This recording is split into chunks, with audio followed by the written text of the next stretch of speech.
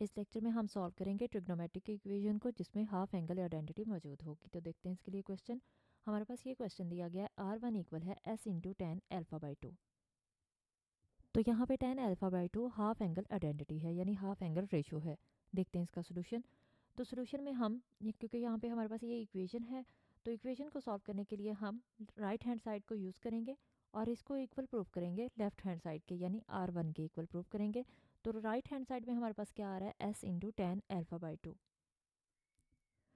तो ten alpha by to की value हम जानते हैं क्योंकि ये हाफ एंगल है।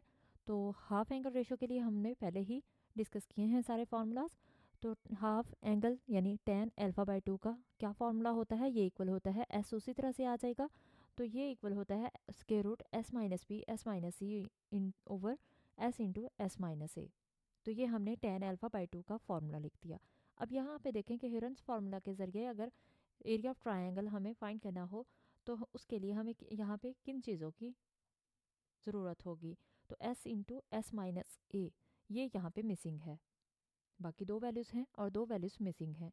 अगर ये वैल्यूज़ दो वैल्यूज़ यहाँ पे हम खुद से मल्टीप्लाई करें तो ये हमारे पास फॉर्मूला बन जाएगा। तो जब मल्टीप्लाई करेंगे तो इसके लिए हमें फिर डिवाइड भी करनी होंगी। तो इसलिए S into S minus a over S into S minus a हमने मल्टीप्लाई भी कर दी, यानी न्यूमरेटर में भी आ गया और डिनोमिनेटर में भी। अब यहाँ पे देखें कि खुद से हम मैथ्स में कोई भी क्वेश्चन करें, कोई भी स्टेप करें, हम यहाँ पे स्क्वायर रूट खुद से नहीं लगा सकते। तो यहाँ पे हमने खुद से ही स्क्वायर रूट कैसे अप्लाई कर दिया, क्योंकि यहाँ पे देखें कि S into S minus a ये दोनों कैंसिल हो जाएंगे। तो क्या बचेगा, स्क्वायर रूट ऑफ वन। और हम जानते हैं कि वन का स्क्वायर रूट वन ही होता है, तो इसलिए यहाँ पे हम इसका स्क्वायर रूट लगा सकते हैं। क्योंकि वन का स्क्वायर रूट वन होता है, इसलिए हमने इसका स्क्वायर रूट ऊपर लगा दिया। और स्क्वायर रूट हमने क्यों लगाया, क्योंकि हमें यहाँ पे स्क्वायर रूट में ही वैल्यू आ रही है हमारे पास, और हमें स्क्वायर रूट में वैल्यू चाहिए थी, इसलिए हमने यहाँ पे स्क्वायर रूट अप्लाई किया है। तो अब हम इनको मल्टीप्लाई करेंगे तो न्यूमिनेटर से न्यूमिनेटर मल्टीप्लाई होगा और डिनोमिनेटर से डिनोमिनेटर मल्टीप्लाई होगा।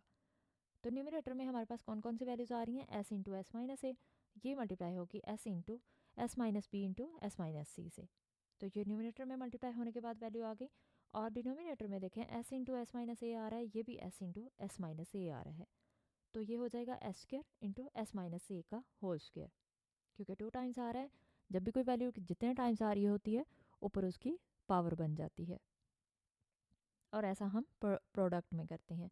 और स्क्वायर रूट की वैल्यूज़ को हम मल्टीप्लाई कर सकते हैं, क्योंकि हम इसका कंबाइन स्क्वायर रूट लिख सकते हैं, इसलिए ऊपर कंबाइन स्क्वायर रूट आ गया। ये स्टेप मैंने आपके लिए रिपीट कर दिया है। अब यहाँ पे देखें कि अगर हम स्क्वायर रूट इनका सेपरेट करें, न्यूमिनेटर का अलग से स्क्वायर रूट ले लें और डिनोमिनेटर का अलग से स्क्वायर रूट ले लें, तो यहाँ पे क्या होगा, डिनोमिनेटर में हमारे पास वैल्यूज़ स्क्वायर में आ रही हैं दोनों वैल्यूज़। तो जब इनका स्क्वायर रूट अलग होगा तो ये स्क्वायर से कैंसिल हो जाएंगी, यानी अगर यहाँ पे भी स्क्वायर रूट आ जाए और ऊपर स्क्वायर रूट अलग से हो जाए तो ये स्क्वायर इसकी ऊपर स्क्वायर रूट से कैंसिल हो जाएंगे। तो इसलिए यहाँ पे हमने लिख दिया S इंटू एस माइनस ए, और न्यूमिनेटर में स्क्वायर रूट ऊपर अलग से आ जाएगा। अब न्यूमिनेटर में देखें कि ये हमारे पास किसके इक्वल होता है, ये होता है इक्वल होता है एरिया ऑफ ट्रायंगल के, और ये S इस S से कैंसिल हो जाएगा, यानी ये दोनों कैंसिल हो गए। तो ऊपर इसकी वैल्यू आ गई ट्रायंगल, यानी एरिया ऑफ ट्रायंगल, और डिनोमिनेटर में S माइनस ए आ गया। अब ये किसके इक्वल होता है, अगर area of triangle over S minus a आ जाए तो ये इक्वल होता है R1 के, और यही हमें प्रूव करना था कि लेफ्ट हैंड साइड R1 के इक्वल है।